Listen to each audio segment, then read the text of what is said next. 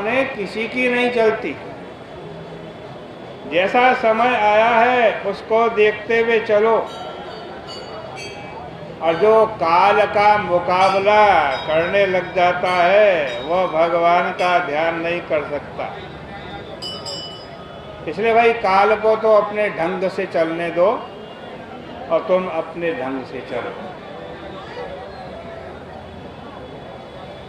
तू तो राम भजो जग लड़वा दे, हाथी चलता अपनी चाल से, कुतुआ भूंकत बाको भुकवा दे, तू तो राम भजो जग लड़वा दे।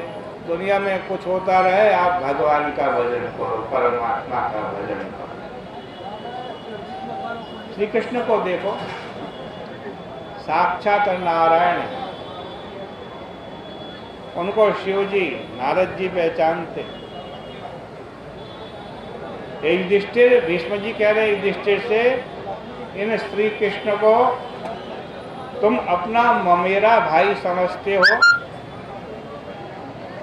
इन्हें तुमने अपना दूत बनाया, इनको अपना सारथी बनाया, और सब कुछ ये बन भी गए, तो इनको बनने में लगता क्या है? जानते हैं कि इनको कोई कुछ भी बना दे, परंतु ये तो ज्यों के त्यों है। ये सर्वात्मा है, ये समदर्शी हैं, निरहंकृति हैं। परंतु इनकी कृपा तो देखो कि भक्त लोग इनका दर्शन चाहते हैं, और ये ऐसे भगवान हैं कि भक्त को दर्शन देने के लिए दौड़े दौड़े चले आते हैं। इनकी महिमा ऐसी है कि इनमें मन लगा करके इनके नाम का संकीर्तन करते हुए यदि मनुष्य अपने शरीर को छोड़ देता है ना, तो वह कामना और कर्म से मुक्त हो जाता है।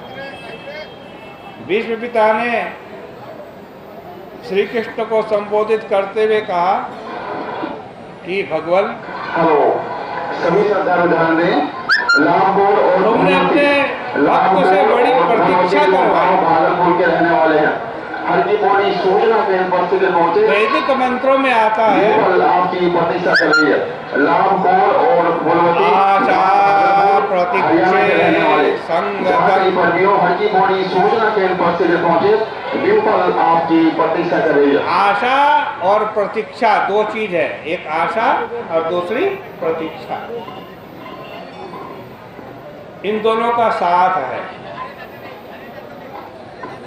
देखो, आएंगे या नहीं आएंगे ये मालूम न रहने पर दीपक सोनी आशा रहती है शायद आ जाए, आपके साथी आपकी प्रतीक्षा आने की संभावना है।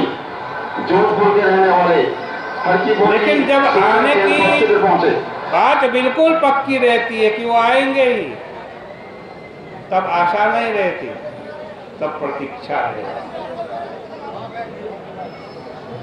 और यह भावना बनती है कि अब आओ, अब आ जाओ प्रभु। तो भीष्म पिता ने कहा, हे गोविंद, तुमने इस भक्त से बड़ी प्रतीक्षा करवाई। बहुत दिन से सरसैया पर लेटा हूं, प्रतीक्षा कर रहा हूं, गोविंद आएंगे, गोविंद आएंगे। लेकिन अब थोड़ी देर आप भी प्रतीक्षा करो। ये देखो कि इंतजार में कितना मजा है। जानते हो कि तुम्हें किस चीज की प्रतीक्षा करनी है? हे गोविंद, तुम्हें इस चीज की इस समय प्रतीक्षा करनी है कि जब तक मेरा ये शरीर छूट ना जाए, तब तक तुमको मेरे सामने खड़े रहना है। यात्री रास्ते में खड़े न रहे, आगे बढ़े। श्री कृष्ण ने कहा, खड़े न रहे, आगे बढ़े यहाँ से। कि अच्छी बात है, मैं खड़ा हो जाता हूँ। भीष्म बोले ऐसे नहीं, एक बात और ध्यान रखना, खाली खड़े नहीं रहना, मुस्कुराते भी रहना। मुस्कुराहट आपके मुख में बनी रहनी चाहिए, उदासीनता ना आने पाए, हंसते रहना, आंखों में अनुराग की लाली भी रहे और मुख कमल खिला रहे। इस प्रकार तुम बाहर भी दिखो और दिखते ही दिखते रहो। इसी अवस्था में आप प्रतीक्षा करो। और इसके बाद भगवान की प्रेरणा से युधिष्ठिर ने भीष्म पितामह से विविध प्रकार के धर्मों की जिज्ञासा की। साधारणतया धर्म के बारे में लोगों की जो धारणा है ना, वो ठीक नहीं है। राजस्थान का एक आदमी चाहता है कि हम जैसा धर्म करते हैं वैसा धर्म आसाम का व्यक्ति भी करे, उड़ीसा का भी व्यक्ति करे, कश्मीर का आदमी भी करे। इसी आग्रह के फलस्वरूप लोग झगड़ा करते हैं। गांव भागलपुर हरियाणा में जहां कहीं पर भी हो, हल्की बॉडी पुलिस चौकी शीघ्र पहुंचे। पुरुष के स्वभाव के अनुसार प्रतीक्षा कर रही है। धर्म में भेद हो जाता है, आपका धर्म अलग, मेरा धर्म अलग। हरियाणा के रहने वाले हल्की बॉडी पुलिस चौकी शीघ्र। दुनिया में कोई रागी होता है, कोई वैरागी होता है, वर्ण आश्रम के अनुसार